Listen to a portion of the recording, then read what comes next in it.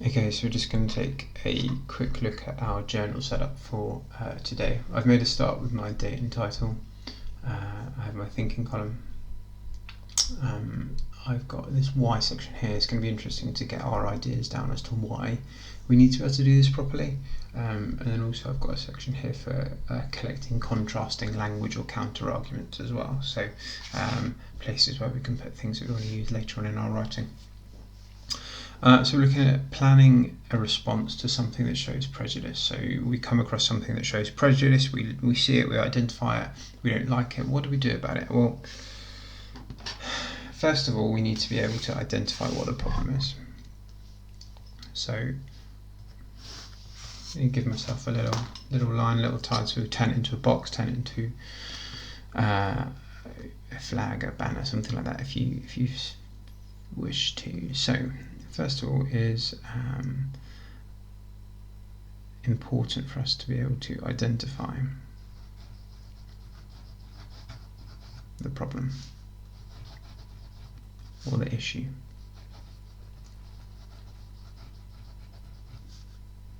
Okay, where have you come across this? Where have you seen this prejudice? Where have you encountered it? And what you are going to do is you're going to tell me what the problem is, and not just go, well, we've read it in a newspaper. Okay, but what have you read? What have you seen? Have you seen the language? Have you seen this? Have you seen that? What is it that you've seen that you don't like? What is it that you disagree with? What is it that you feel shows negative bias, or it shows prejudice in what you've read? Okay, so then what we need to do is think about how we're going to structure our arguments back. What's my response? So I'm going to give myself another little line. Again, you can do this as a banner, a bubble, box, whatever you see fit in terms of your page design here. So here, what's my response?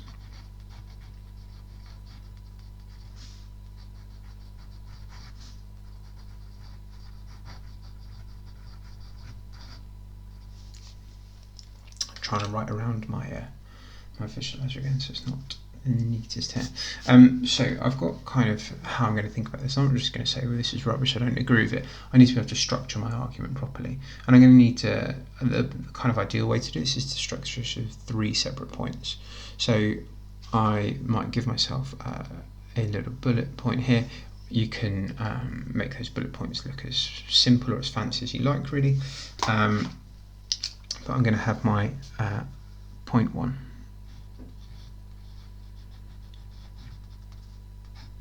And obviously you can structure your points however you feel. For me, the first thing I'm going to talk about is I'm going to talk about the bias and negative language.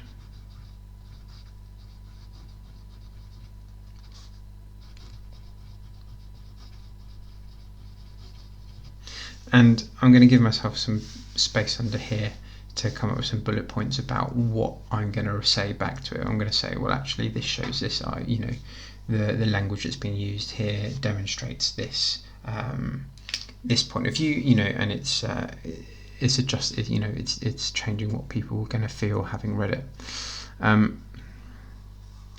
Point 2, second bullet point down here.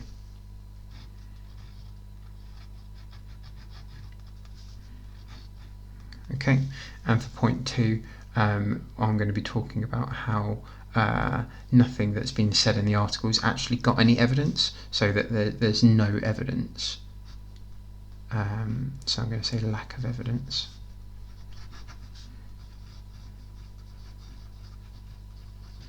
To support any of his claims.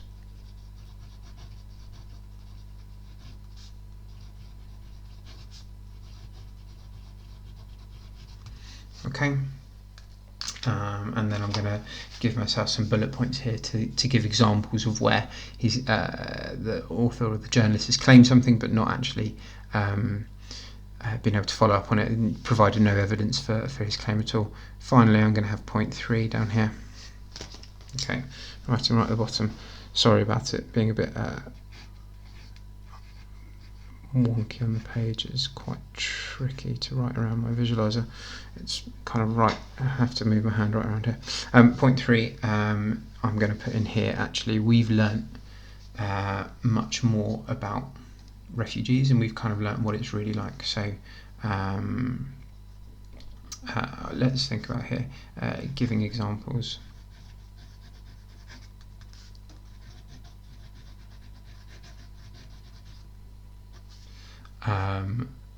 From actual refugees. Okay, and then I'm going to give myself some bullet points in here about extra bits I want to write.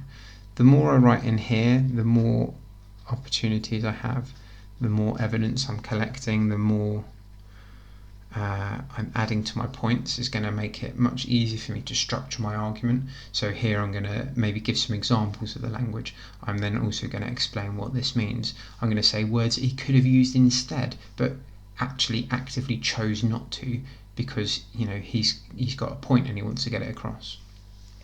I might here, where it's talking about my lack of evidence, I'll put in things that Leo McKinstry said in his article, but not backed up at all. He's just sort of making accusations. He's showing his prejudice, he's showing his bias with what he's saying. There's no evidence to support anything of what he's saying.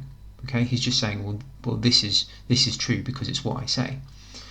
And then in here, giving examples from actual refugees, we've got our research that we did in terms of our empathy map. We've got our conversations from Calais we can refer back to, and we can give examples from actual refugees which go against what Leo McKinstry is saying in his article. So what we've got here is we've got 3 different points that we can argue his prejudice with.